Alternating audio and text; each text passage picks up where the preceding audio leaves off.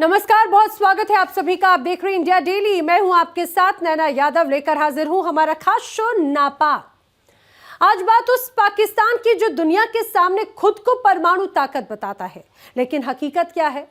हकीकत यह है कि वहां की जनता 2 वक्त की रोटी के लिए तरस रही है। जो मुल्क अभी कश्मीर का शोर मचाता था, आज उसी मुल्क की गलियों में भूख चीख रही है।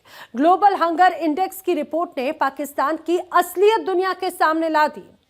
नापाक अब उन देशों की कतार में खड़ा है जहां पर भूख, बदहाली और अराजकता तो सबसे बड़ा सच बन चुके हैं। लेकिन कहानी सिर्फ भूख की नहीं, कहानी उस आतंकिस्तान की भी है जहां आतंकवाद कोई छिपा हुआ कारोबार नहीं, बल्कि सत्ता के संरक्षण में पलने वाली इंडस्ट्री है।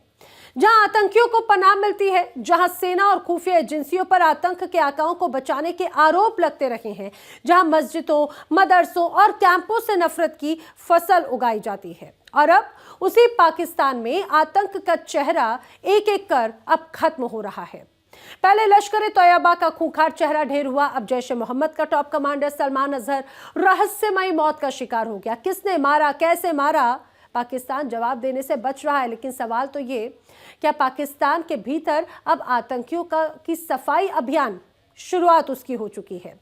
क्या आईएसआई अपने पुराने मोहरों को खत्म कर रही है? क्या आतंक की फैक्ट्री अब अपने ही बारूद से जलने लगी है? और सबसे बड़ा सवाल ये, क्या दुनिया के सामने बेनकाब हो चुका है पाकिस्तान का terror module?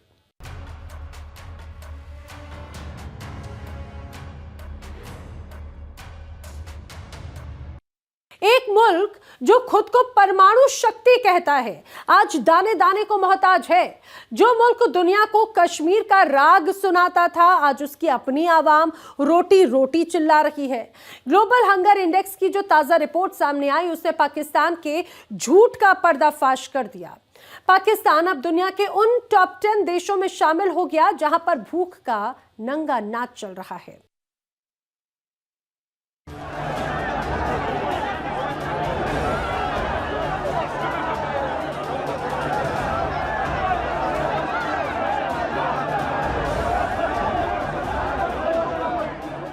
Global hunger index की लिस्ट में पाकिस्तान की छलांग तरक्की की नहीं बल्कि तबाही की है। पाकिस्तान अब इथोपिया और यमन जैसे देशों की कतार में है। यहाँ की 40% से ज्यादा आबादी को ये नहीं पता कि अगले वक्त का खाना मिलेगा या नहीं।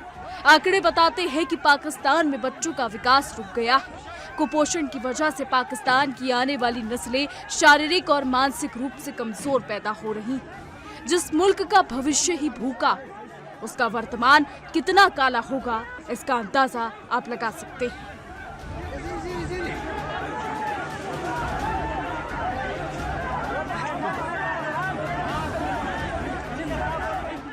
₹440 किलो। सऊदी अरब से आधा पेट्रोल फ्री आता है पाकिस्तान को, फिर क्यों इतनी महंगाई कर रहे हैं? ये जितने बेच रहे हैं, ये महंगा नहीं बेचेंगे तो क्या करेंगे? कहाँ पे जाए ये लोग? सब्जी वाले, मसाले वाले कहाँ जाए? इन लोगों को बेचारों को पीछे से महंगा मिल रहा है। सजुकी का किराया आधा दे रहे हैं, रात को 3 बजे उठ के ये मंडी जा रहे हैं, इतनी मेहनत कर रहे हैं। राशन जो इतना ज्यादा महंगा, क्या राशन सही जा रहा है? महंगाई का तेल के हिसाब से राशन सही है। महंगाई हो रही है, पीछे से हो रही है, इनका मजदूरों का कसूर नहीं है। ईरान का भी तेल फ्री आ रहा है आधा, और सऊदी अरब का भी पाकिस्तान में आधा तेल फ्री आ रहा है। तेल आपको किसने बोला फ्री आ रहा है? आप तहकीकात करो, हुकूमत थोड़ी आपको बताएगी। तेल फ्री नहीं आ रहा है। सऊदिया देता है, जाओ पता कर लो। तेल फ्री में नहीं आ रहा है, आपको किसने कह दिया? यार आधे की कीमत ले रहा, आधा फ्री देता है सऊदिया। मुसलमान मुल्क है हमारा वो। तो मुसलमान मुल्क फ्री में थोड़ी दे रहा है ना, पाकिस्तान को देता है, ऊपर वाले नहीं करते। आपको किसने बोला फ्री में देता? हम बोल रहे हैं, हमको पता है ना। हमको कौन बोल? आपको कैसे पता चला? हमको पता चल जाता है, हम सोते हैं, हमको पता चल जाता है। हाँ, हमको नहीं पता, साथ तो नहीं आती। हाँ बात है, हमको पता चलता है। आधा तेल फ्री आ रहा है पाकिस्तान में, बिल्कुल फ्री दे रहा है सऊदी अरब। लेकिन फ्री तो वैसे नहीं आ रहे। लेकिन ये महंगाई जो हुई है, महंगाई के बारे में क्या कहेंगे? महंगाई इस वक्त तेल की वजह से, पेट्रोल की वजह से हो रहा है। आप अभी अंदाजा बताओ, मैं अभी रक्शे में उतरा हूँ, ये स्पार्को से यहाँ का रक्शे का क्या किराया बनता है? 20 रुपए बनता है। 40 रुपए जी, 20 रुपए किराया बनता है यहाँ से वहाँ तक जाओ। बस इस महंगाई ने गरीब का जीना मुश्किल किया हुआ है। सबका बेटा, ये बेचारे बैठे हुए सारे परेशान है। यहाँ पे पब्लिक नहीं है, देखो सन्नाटा है। किसकी वजह से? महंगाई की वजह से। वो देखो सुबह से खड़ा हुआ, वो देख, कुछ भी नहीं है भाई। पब्लिक है ही नहीं, कहाँ से आएगी पब्लिक? हर चीज महंगी, हर चीज महंगी है। आप एक चड्डी खरीदने जाओ, जो 20 की चड्डी अभी 100 रुपए की है। हाँ, सही कह रहा हूँ, गलत नहीं कह रहा।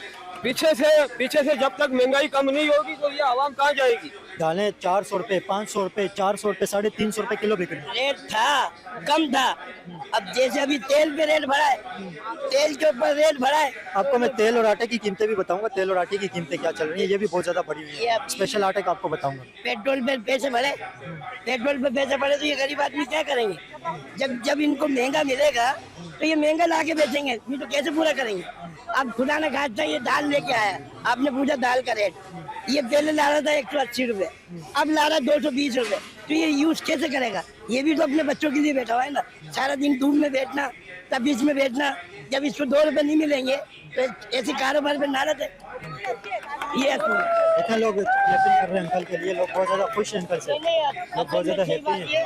अंकल आपकी बात से लोग खुश हुए। हम लोग इस टाइम इतने परेशान है ना, आप यकीन करो घर में जाके देखो चूल्हा नहीं चलता। मैं आज छुट्टी करता हूँ, चूल्हा नहीं चलेगा, बस अल्लाह चला रहा है।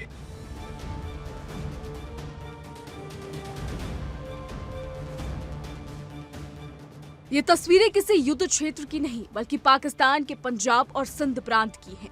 यहाँ एक ठेला आटे के लिए इंसान इंसान का दुश्मन बन गया है। कहीं भगदड़ में बुजुर्ग दम तोड़ रहे हैं तो कहीं पिता अपने बच्चों के लिए जहर मांग रहा है। बाजारों में चिकन और दूध की कीमतें आम आदमी की पहुंच से बाहर हो चुकी हैं। महंगाई दर 40% के पार है। ढांचा चरमरा चुका है और सरकारी गोदामों पर ताले लटके हैं।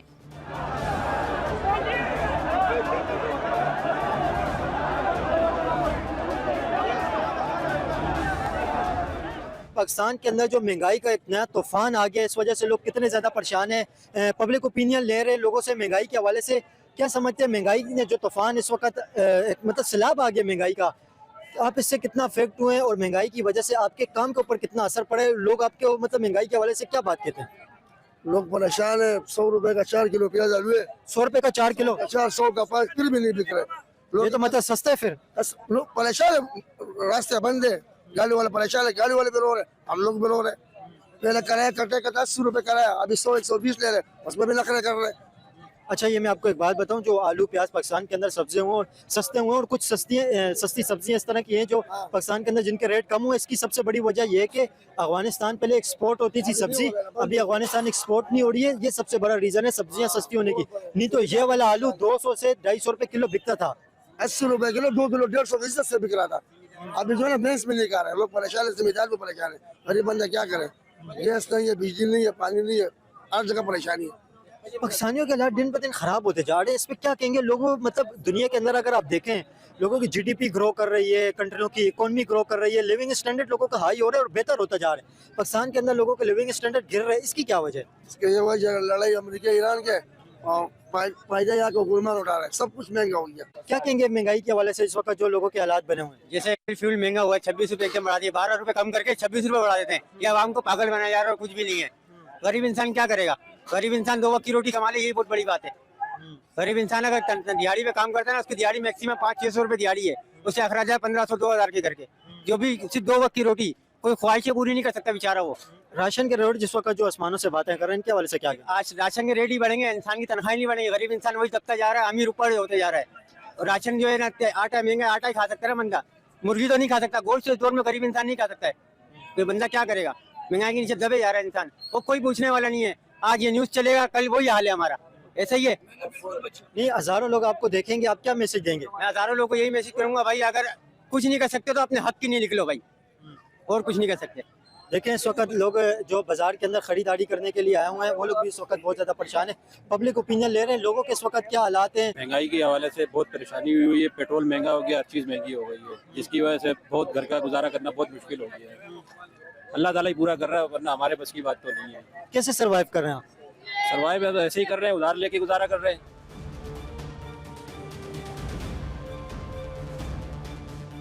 सवाल ये है कि पाकिस्तान इस मोड़ पर आया कैसे, और जवाब है हुक्मरानों की नीयत। जब पाकिस्तान का खजाना खाली था, तब वहां के नेता विदेशों में अपनी जायदादें बना रहे थे।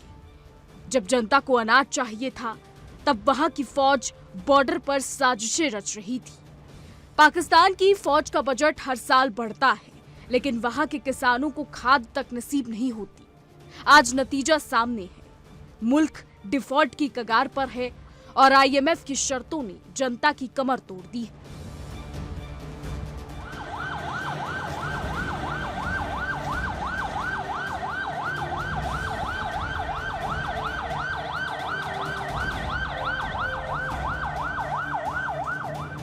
इस वक्त हम लोग के ग्रोसरी शॉप के अंदर मौजूद है। आप क्या समझते हैं इस वक्त आटे के रेट कम में ज्यादा है या मतलब क्या सिचुएशन है इस वक्त चल रही है? आटे के रेट 3 गुना ज्यादा है। क्यों? आटा था 950 रुपए का, अभी ये लोग कह रहे हैं 1040 रुपए का दे रहे। तो ये जुल्म है सरासर। घी की थैली थी 400 रुपए की, अभी 470 रुपए की हो गई है। इस हुकूमत ने इसका बेड़ा गर्क कर दिया मवेशत का। खास तौर पे आटा दाल चावल बहुत महंगे, गरीब आदमी नहीं खा सकते भाई। गरीब आदमी को बोल रहे मिट्टी खाओ, सूडान वालों की तरह। हाँ, जैसे वो खा रहे हैं बेचारे, लिबनान वगैरह में मिट्टी खाई जाती है। पाकिस्तानियों को भी यही मशवरा दे रहे हैं हुकूमत कि आप लोग भी मिट्टी खाना शुरू करें, आटा नहीं खाएं। आपको पता है इंडिया के अंदर हर किसी को राशन फ्री के अंदर मिलते हैं। इधर फ्री में चमेटे मिलती है भाई, पाकिस्तान है। फ्री मांगोगे तो चपेटे ज्यादा पड़ेंगे, फ्री राशन कहाँ है इधर? हाँ, आवाम को इस पागल। वक्त आपके पास जो ऑयल पड़ा हुआ है, ये वाला अगर ऑयल 1 kg ये वाला ऑयल अगर देखें कितने रुपए का है? 1 kg वो जो पैकेट पड़ा हुआ आपके पास, वो एक पैकेट पहले था भाई, और ये वाला पैकेट एक कितने रुपए का किलो है? ये पहले 500 रुपए का था, अभी 560 रुपए का दे रहे भाई। इतना महंगाई हो गया। हाँ, 560 रुपए का किलो है। और जो पाकिस्तान जो तेल बाहर से मंगाते हैं लोकल, वो बोलते हैं इधर में साबुन तैयार कर रहे हो, आवाम को वही खिलाया जा रहे सस्ते के नाम पे। वो तो जहर खिला रहे आवाम को। वो 2 नंबर तेल है, 2 नंबर तेल है। जो गरीब आदमी खाएगा वो जल्दी मरेगा भाई। जाके लिबर्टी आप टेस्ट भी करा दो उसका। देखें 2 नंबर ऑयल, कुकिंग ऑयल की बात हो रही है। और आपको पता है सबसे इंसान की जिंदगी के अंदर जो जरूरी चीज होती है वो हेल्थ होती है। तो जब अच्छा फूड इंसान नहीं खाएगा तो सेहत खराब होगी, बीमारियां फैलेंगी। गरीब लोग पहले से ही परेशान है और ज्यादा सस्ते के चक्कर में हॉस्पिटल के अंदर गरीबों की तादाद बढ़ती जाएगी। तो पब्लिक ओपिनियन इस वक्त ले रहे हैं लोग किस तरह परेशान है। इर्द गिर्द अगर आप देखें तो ज्यादातर इधर राशन की दुकानें आपको नजर आएंगी, स्पेशली आटे की और दाल की और तेल की कीमत पता कर रहे हैं। दालों की कीमतें इस वक्त क्या चल रही है? चने की दाल कैसे किलो दे रहे हैं आप? अच्छी वाली चने की दाल 220 रुपए किलो। जी जी। और मसूर की दाल? मसूर भी 220 रुपए किलो है।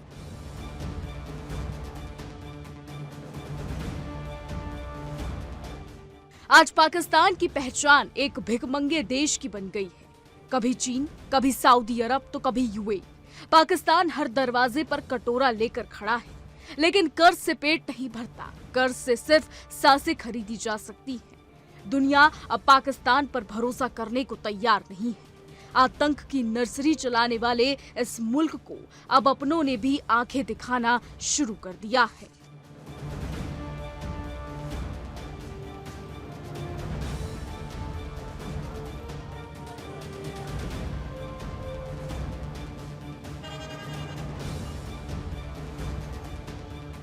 और व्हाइट चने कैसे किलो दे रहे हैं? चने 300 रुपए किलो है, 280 रुपए किलो है, 400 रुपए किलो है। और ब्लैक चने? वो 200 रुपए किलो है। ब्लैक चने 200 रुपए किलो। जी जी। तो आप क्या समझते हैं इस वक्त जो राशन की ग्रोसरी की रेट बहुत ज्यादा बढ़ गए हैं, लोग आते हैं आपके साथ, मतलब क्या बात करते हैं आपके पास आके? कहते हैं, लेकिन क्या करें आप, पीछे पोजीशन ही ऐसी है कि पीछे से माल महंगे आ रहे हैं। लोग क्या बोलते हैं आपको? तो यही कह रहे हैं कि आप महंगा बेच रहे हैं, आप इतने ग्रांड पोश रहेंगे। हम कहते हैं कि भाई पीछे से माल ही महंगा आ रहा है, हम क्या करें। लोग आपके साथ बेस करते होंगे? अच्छी बहस करते हैं। जो 5 किलो चीज लेके जाता है वो 1 किलो लेके जाता है, आधा किलो लेके जाता है। कारोबार में बड़ा असर पड़ा हुआ है। आटे दाल चावल चीनी के जो रेट बढ़े हुए हैं, इससे कितनी ज्यादा परेशानी है और इसके मतलब क्या हाल समझ? सब कुछ की परेशानी है। दाल रोटी की भी परेशानी है, सोलर की भी परेशानी है। टेस्ट लगाते हैं, ये गरीब आवाम क्या करेगा? कुछ नहीं है। हम लोग सुबह से हम लोग दौड़ भाग करते रोजी के लिए, कुछ भी नहीं मिलता आजकल। हर चीज महंगा होता है। शहबाज शरीफ ने सब कुछ महंगा किया। ये आवाम किसी बिल्कुल किसी की छोड़ भी नहीं है। राशन के रेट इस वक्त आसमानों से बात कर रहे हैं। राशन भी महंगा हो गया, दाल चीनी भी महंगा हो गया, सोलर के भी टेस्ट लगाते। गरीब किधर जावे? गरीब कैसे भी मरते हैं, ये भी मर जाएगा। गर्मी के अंदर अभी सोलर भी नहीं खरीद सकते। गर्मी तो इतनी गर्मी है, सब मरते बच्चा। देखो सारा पसीने पसीने। सुबह रात को 4 बजे घर से निकलते, रात के 10 बजे 12 बजे जाते। रोटी भी नहीं, सुकून से नहीं सोते बच्चा। वहाँ सब्जी बेचते हैं? सब्जी बेचते 50-60 रुपए सब्जी में क्या मिलेगा? 40 साल से हम यहाँ सब्जी का काम करते।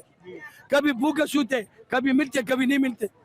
और इस वक्त जो ग्रोसरी के रेट बढ़े हुए हैं, आटा जो हर इंसान खाते हैं, बढ़ गया। गैस पे नहीं है, बिजली पे नहीं है। पूरा 24 घंटे में 3 घंटे बिजली नहीं है, 3 घंटे लेट नहीं है 24 घंटे में। गैस पे नहीं है, गैस का भी बेड़ा गर्क हो गया। लकड़ी भी नहीं मिलते। जो लकड़ी उठावी चलो अपनी चीज तो थोड़ा थोड़ा पकाए, बच्चा खाएगा। आपको पता है बिजली के इंडिया के अंदर 200 से 300 यूनिट बिजली के फ्री मिलते हैं इंडिया में। किधर मिलते? इंडिया में चमड़ा निकालेगा। इंडिया में फ्री में। इंडिया में तो फ्री मिलते हैं, इधर तो कुछ नहीं थे। तुम्हारे चमड़े से भी बिल का पैसा निकालेगा। 24 घंटे में 3 घंटे लेट नहीं है। पूरे दिन धूप में सड़ते हैं लोग, बच्चे सब रोते हैं, गली से बाहर निकलते हैं बच्चा। हर चीज महंगा हो गया बच्चा।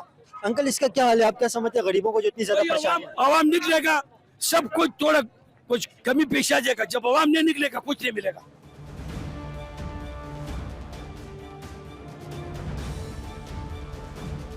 तो पाकिस्तान की ये बदहाली रातों रात नहीं आई है। ये दशकों के भ्रष्टाचार, आतंकवाद को पनाह देने और गलत आर्थिक नीतियों का नतीजा है। आज वहां की जनता भूख से मर रही है और हुक्मरान अब भी हकीकत मानने को तैयार नहीं है।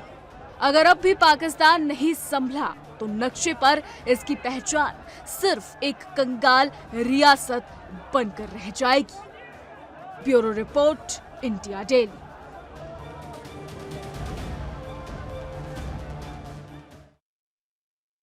पाकिस्तान जहां पर आतंक की फैक्ट्री सिर्फ चलती नहीं बल्कि सत्ता और सिस्टम की छाया में पलती है, जहां आतंकवादी संगठन सिर्फ सरहद पार खून नहीं बहाते बल्कि मुल्क की सियासत और सेना के भीतर भी गहरी पैठ रखते हैं। और अब उसी पाकिस्तान में एक के बाद एक आतंकियों का सफाया हो रहा है। पहले लश्कर तोयबा का खूंखार कमांडर ढेर हुआ, अब जैश ए मोहम्मद का टॉप कमांडर सलमान अजहर भी संदिग्ध मौत का शिकार हो गया।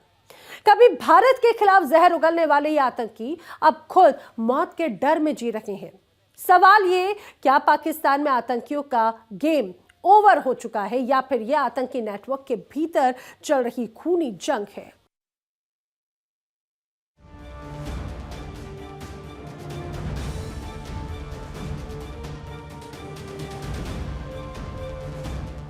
आतंक की पनाहगाह बने पाकिस्तान में आज आतंकियों की मौत का सिलसिला तेज हो गया है।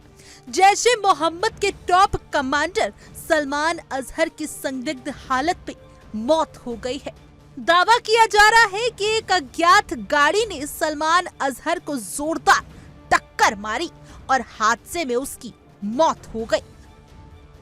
हालांकि ये सिर्फ हादसा था या सुनियोजित टारगेट किलिंग, इस पर पाकिस्तान की एजेंसियां भी खुलकर कुछ नहीं बोल पा रही हैं। सलमान अजहर आतंकी मसूद अजहर के बेहद करीबी नेटवर्क का हिस्सा माना जाता था। भारतीय विरोधी साजिशों में उसका नाम कई बार सामने आया था, लेकिन अब वही आतंकी रहस्य में मौत का शिकार हो गया। दिलचस्प बात यह है कि सलमान अजहर की मौत से ठीक 2 दिन पहले लश्कर तैयबा के टॉप कमांडर शेख यूसुफ अफरीदी की भी हत्या कर दी गई थी। पाकिस्तानी सुरक्षा एजेंसियों ने खुद माना कि शेख यूसुफ अफरीदी की हत्या टारगेट किलिंग थी। यानी साफ है, पाकिस्तान में आतंकी अब खुद निशाने पर है। एक के बाद एक टॉप कमांडर का मारे जाना ये बता रहा है कि आतंकी संगठनों के भीतर सब कुछ सामान्य नहीं बल्कि गैंग वॉर, कहीं बदले की कार्रवाई तो कहीं सीक्रेट ऑपरेशन की चर्चाएं तेज है। दुनिया जानती है कि पाकिस्तान की जमीन पर आतंकवाद सिर्फ पलता नहीं बल्कि उसे सत्ता, सिस्टम और सेना के कुछ हिस्सों का संरक्षण भी मिलता रहा है। लेकिन अब वही आतंकी नेटवर्क अपने ही घर में असुरक्षित नजर आ रहा है।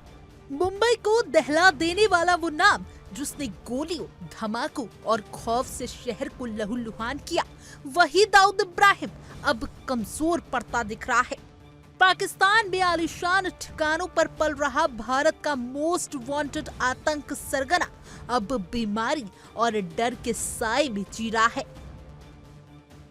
पाकिस्तान के अंदर तो मुसलमान खुद ही एक दूसरे को मार के मर रहे हैं। यहाँ पे अभी आप देखें ना, टीटीपी के जो हमले हो रहे हैं यहाँ पे इस्लामाबाद के अंदर, आप देखें केपीके में, बलूचिस्तान के अंदर क्या हालात हैं, यहाँ पे कराची के अंदर पहले क्या हालात थे, अभी कराची में थोड़ा बेहतर हो गए। वो तो कह रहे हैं यहाँ पे मुसलमान खुद ही आपस में मार मार के लड़ रहे हैं, यहाँ पे दहशतगर्द हैं। ये हमारे कसूर है। किसके कसूर है? हमारे है। हम क्यों फिरका परस्ती में बने हुए हैं? तुम तो बंदी, हम अहल हदीस, हम बरेलवी, हम शाफी, क्यों बने हुए हैं? क्यों इन्नमल मुमिनून इख्वान नहीं बनता है? क्यों एक मुसलमान नहीं बनता है? ये तो हमारी कसूर है। फिर जब हम अपने सरहद की हिफाजत नहीं कर सकते, वो इस्लामाबाद में कैसे ब्लास्ट करेंगे? सरहदें तो चारों तरफ बंद है, ठीक है।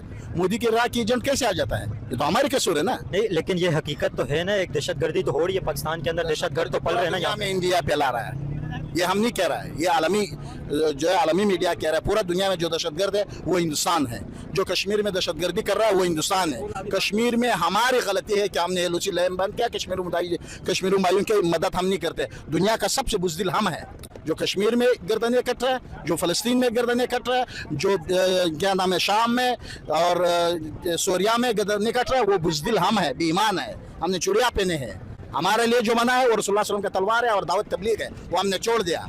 ये देखते रहेंगे कि आपका आने वाला नस्ल जो है ना, इसके ऊपर हिंदू या ईसाई राज करेंगे, क्योंकि हम कमजोर है। दाऊद इब्राहिम तो कहते कराची में बैठे हुए, इसी शहर के अंदर बैठे हुए कराची। दाऊद इब्राहिम जो है ये झूठ है, ये इसको मालूम है। दाऊद इब्राहिम, छोटा इजाज, छोटा शकील, ये कहाँ से उठे? हिंदुस्तान से उठे ना। अब ये बता बम्बई से तो उठे, लेकिन कहते हैं कि अभी वो पाकिस्तान के अंदर है दाऊद इब्राहिम। पाकिस्तान के अंदर किधर है? अगर है तो क्लिफ्टन में डिफेंस में रहते हैं, डिफेंस में रहते हैं। अगर है तुम्हारा मीडिया तो कह रहा है, हिंदुस्तान का मीडिया तो हम तो इतना पावरफुल है, तो उसको मारो। दाऊद इब्राहिम तो 85 साल का हो गया, वो तो बड़ा हो गया, उसको मार क्यों नहीं सकता? तुम तो कह रहा हम ताकतवर है, हिंदुस्तान कह रहा है।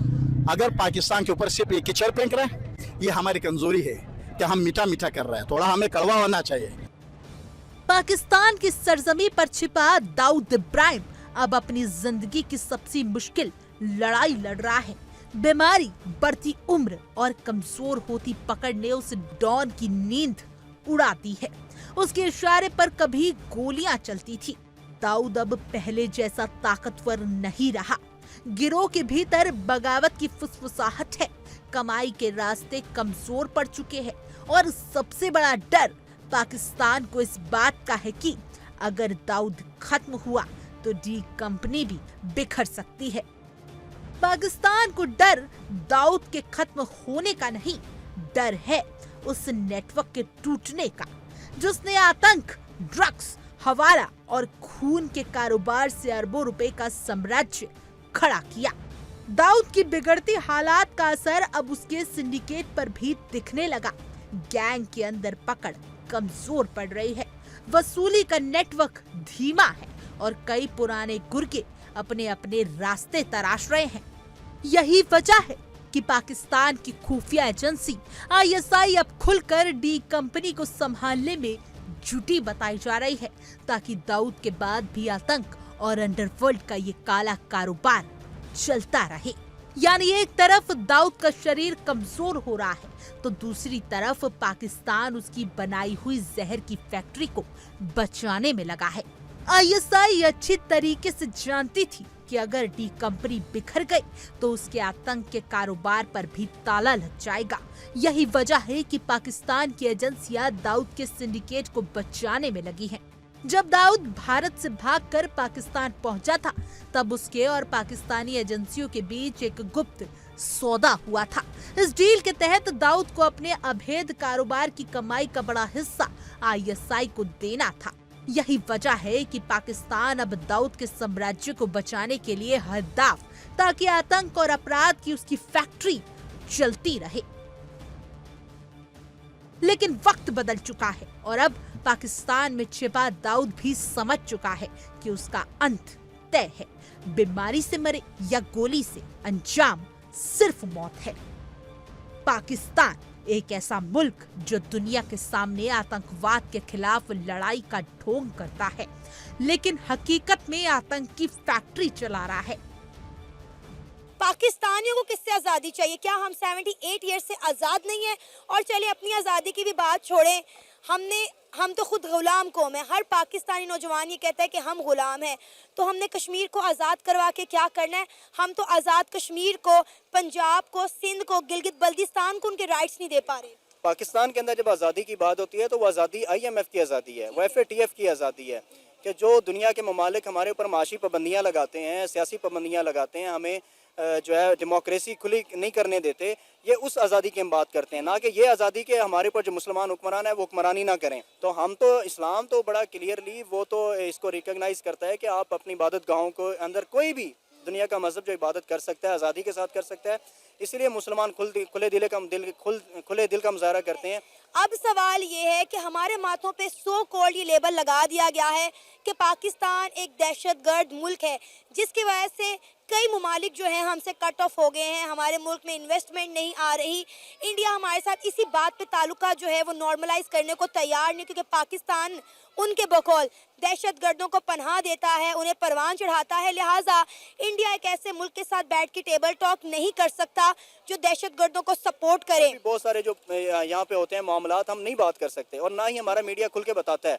तो ये जो प्रोपेगेशन वार होती है इसके अंदर हम उनको अपने आप को डिफेंड ही नहीं कर रहे होते। तो हमारा मीडिया चूँकि एक बेसिकली कंट्रोल्ड है वहाँ पे IMF से या अमेरिका।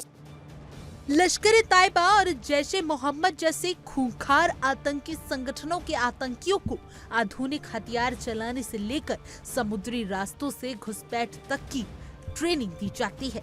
इतना ही नहीं, पाकिस्तानी नौसेना की SSG यूनिट भी इन आतंकियों को ट्रेनिंग देता है। तट्टा जिले का दाबेजी गांव भी आतंक की साजिश का गवाह रहा है। यही जैश ए मोहम्मद के सरगना मौलाना मसूद अजहर ने बड़ा जलसा किया था। कहते हैं अति सर्वत्र वर्जते, हमेशा एक न एक दिन अति की भी अति जब हो जाए तो उसके बाद में सर्वनाश हो जाता है, और पाकिस्तान के साथ में यही है। उसने आतंकियों को पाला पोसा बड़ा किया, आतंकियों की फैक्ट्री चलाई, और अब यही आतंकी उसके लिए बड़ी सरदर्दी बन चुके हैं। और यही वजह है कि बड़े फिल्मी अंदाज में चुन चुनकर आतंकी मारे जा रहे हैं या मर रहे हैं। आखिर उन्हें मार कौन रहा है? क्या कोई बाहरी ताकत है, या फिर पाकिस्तान अब अपने ऊपर पड़ रहे दबाव की वजह से इन आतंकियों को धीरे धीरे जहन्नुम का रास्ता पहुंचा रहा है, या ये कहा जाए 72 हूरों के पास पहुंचा रहा है। लेकिन पाकिस्तान की हकीकत, जहां पर एक तरफ आतंकियों से जुड़ी हुई तो हंगर इंडेक्स की रिपोर्ट बहुत शर्मनाक है। हर जगह पर कर्जे से डूबा हुआ पाकिस्तान आतंकियों को पालने पोसने से नहीं पीछे हटता, भले ही जनता भूखी मरती रहे। यही है नापाक पाकिस्तान की असली सच्चाई। आज नापाक में फिलहाल इतना ही, लेकिन देश दुनिया की तमाम खबरें इंडिया डेली पर आगे भी जारी हैं। देखिए इंडिया डेली 24/7 अब आपकी स्मार्ट टीवी पर। इंडिया डेली मौजूद है सभी डिजिटल प्लेटफॉर्म पर लाइव और लगातार। इंडिया डेली 24/7 हर दिन राष्ट्र को समर्पित।